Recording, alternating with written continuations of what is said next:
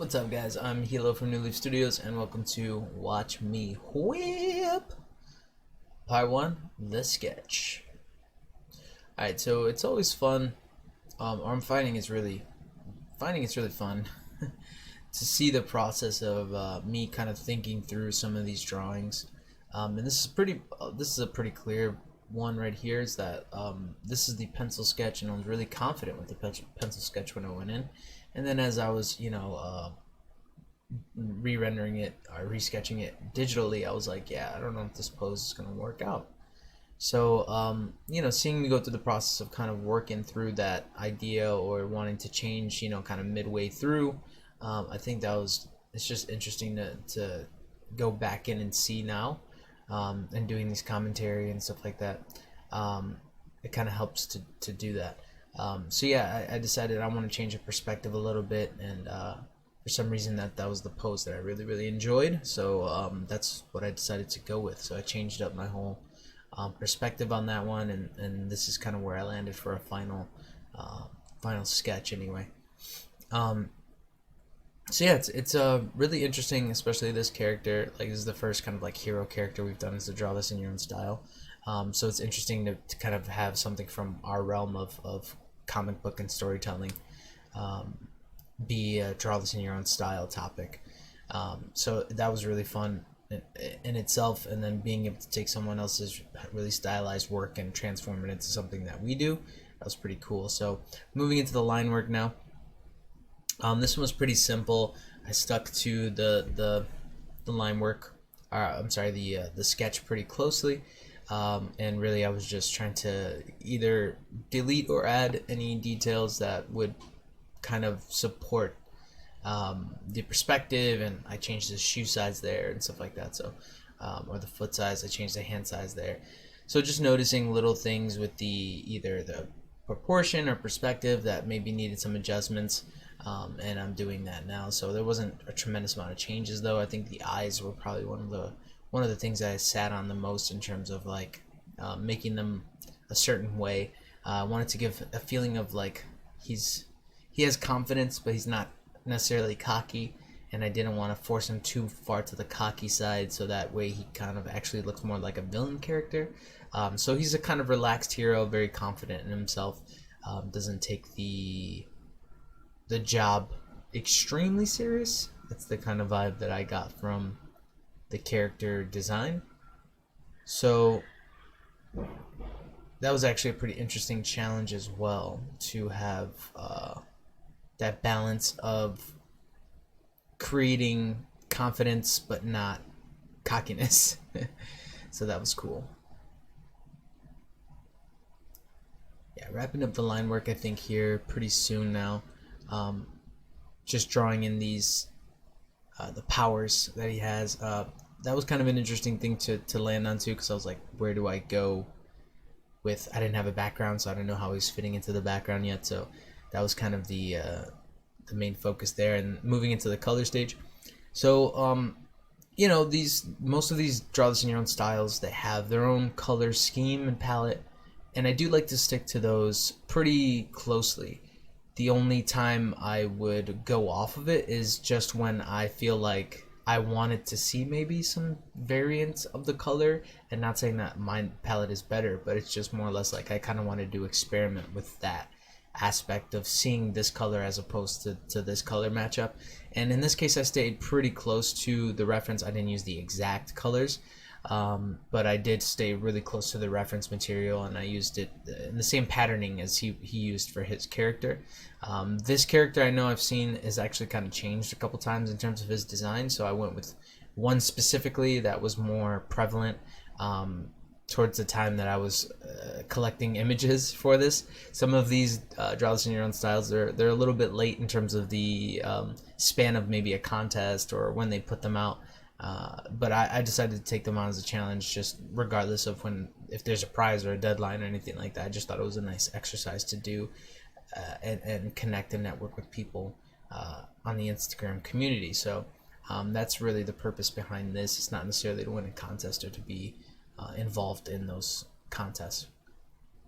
I think it's really fun when you color somebody else's character and use their design palette, because it kind of puts your ideas to the side and forces you to kind of stick to somebody else's rules, which can actually help you grow as an artist if you use it in the right way. If you don't fight the whole process, if you say, you know what, like I'm just gonna accept this paradigm of thinking or coloring, then I think you can actually grow as an artist when you do stuff like that, kind of stepping outside of your own thought process. So to finalize this, I know I did. I wanted to add some details and I forgot, so I was like, you know what? Let me go ahead and do it now before I start the lighting details and things like that. So I just started adding in some stuff, and it definitely added, some depth to the character. So I think it was a good thing for me to do that. Again, I play with the powers because now I'm like, again, I don't know what the background is, so I'm just trying to like make some generalized things where I'm like, okay, I can base the background off this motion of him falling, maybe not falling, but like a controlled what is it, controlled fall, controlled crash, or something like that. So that's kind of where I was going with that. It was more or less like I used the powers to kind of establish what I wanted to do with the background, even though I didn't have a background yet. That was actually a really big challenge, looking at the coloring of like his powers, how to keep it transparent but still have its own visibility from both the character being on the character and having visibility of both the powers, the effect, and the hand, because I didn't want to lose that detail of having his hands in there. So it was kind of a tough process to figure out which, what to do with that, and then how does it look on the background as well. So it definitely took me a while, and I think I played with that aspect quite a bit throughout the process, and then the background itself, playing with the effects and things like that. So sometimes things that aren't necessarily the fundamentals of the drawing sometimes do take up quite a bit of time just to figure out in a digital process, because you have the opportunity to have layers and use different layer effects on those different layers and get different results from those things. So it's kind of an opportunity to add some depth without having a tremendous amount of like tactical knowledge, or technical knowledge, I should say. So I use that to my advantage as much as I possibly can, and but it is time consuming, just like if I was drawing something or doing it in a technical way. So here I made this background, and then I kind of just started second guessing whether the imagery itself was compelling enough. Even towards this stage, I was like kind of experimenting. Like sometimes you're working a final and you're like, yeah, I'm working towards a final, but you're kind of experimenting along the way too. So I was kind of just experimenting here to figure out if I can make like a meteor shower in the background look believable, and kind of how to do that. It's the first time I've ever kind of tried that. So I decided against it. I decided to move to another tactic of like how I was going to set up the background layout and stuff like that. So I just kind of reworked the idea of having it in a city, but just being a little closer to the subject matter, or to the background, I should say, to have the background be just closer to the character, and it not feel so distant. So from the perspective of looking at it as a whole, you might believe that this character is in the downtown area as opposed to seeing the downtown area in the background. That's kind of where the difference lies here. With a color palette, when I'm deciding for the backgrounds, so with this I decided most of the time I actually go for a contrasting background. I actually went for a monochromatic feeling with this background initially. That was my idea, is to have a monochromatic background. And what monochromatic means is just all of the tones are based in one color. So as you can see, it's green pretty much. That's this aqua green. I'm just changing the tone of that color to fill in all the rest of the, so every building, all of the maybe a little bit of blue, yeah, right there. I changed up the variance, but it's still in that like cool range, I would say, and keeping it in a specific range just gives, again, that like one idea feeling is being stretched out throughout the entire piece of work, which is very appealing when you use monochromatic color palettes. So I just wanted to try it out. As the piece progresses, you'll see there's a change in that, and I do go for a more high contrast kind of look. But yeah, I just wanted to explain quickly what monochromatic means, because I do talk sometimes about concepts, and I think that everybody just knows the concept I'm talking about. So I just wanted to clarify that.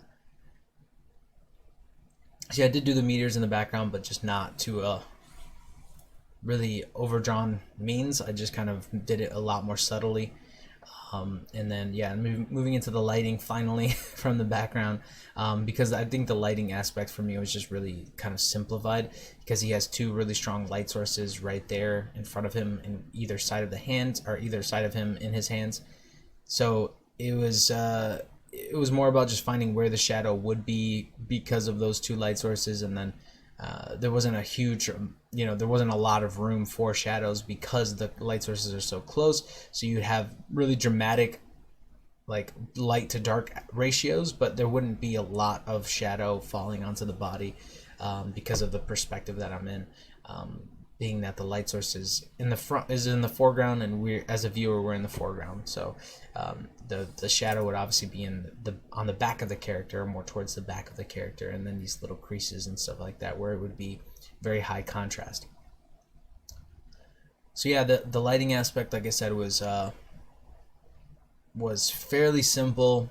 The shadows was fairly simple. So like, yeah, working that background and keeping that the main focus of what I was doing, kind of helped with the balance between the complexity and the simplification of different things. That was Watch Me Whip, guys. Find Toast Wizard. He's actually Toasty TV now on Instagram.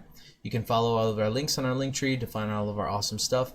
And while I have you, I just wanted to let you know we are on a comic platform called Sierra Nova Comics. It's an indie, not just a platform, but it's an indie community. And we're doing some really cool stuff with this community. And obviously, go and check these guys out, SierraNovaComics.com. They have their own comics, but they also have a ton of other indie creators that are on the platform. And we're doing something really cool. So check it out, guys.